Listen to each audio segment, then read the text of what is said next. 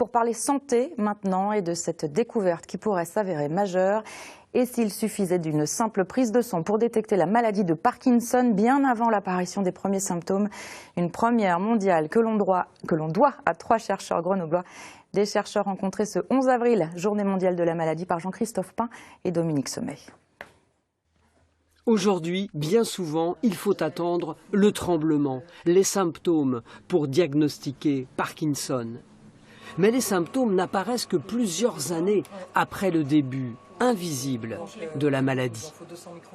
Actuellement, la pathologie elle est diagnostiquée tardivement, lorsque 60 à 70% des neurones dopaminergiques, qui sont les neurones qui sont impactés dans la maladie de Parkinson, sont déjà morts.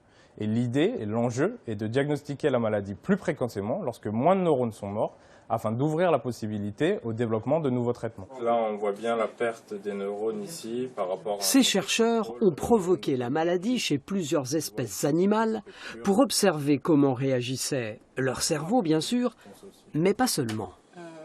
On a cherché à savoir ce que ça provoquait au niveau sanguin. Le but étant ensuite de pouvoir utiliser un biofluide facilement utilisable chez l'homme, le sang, puisque comme je viens de vous le dire, utiliser le cerveau, ça n'est pas possible, puisque ça voudrait dire que les patients sont décédés. Donc c'est pour ça qu'on a cherché à voir ce que la maladie induisait dans le sang des différents modèles animaux. C'est ainsi que ces experts, après 7 ans de recherche, ont découvert dans le sang des malades la modification de 6 petites molécules parmi des milliers d'autres. 6 molécules plus d'1 million de fois plus petites que ces globules rouges. On a vraiment recherché ce qui était commun entre les animaux, qui étaient donc à des stades très précoces, les humains, donc les malades nouvellement diagnostiqués.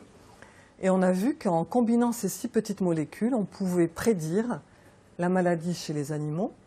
Et en même temps, on pouvait dire chez les patients qu'ils étaient nouvellement diagnostiqués, qu'ils étaient malades. Les 6 molécules participent à la production d'énergie vitale pour les neurones. Pourquoi la concentration de ces molécules diminue-t-elle? Pourquoi les neurones meurent? Cette découverte ouvre une nouvelle piste de recherche, avec à la clé l'espoir de trouver enfin un traitement pour ralentir ou même stopper la maladie de Parkinson.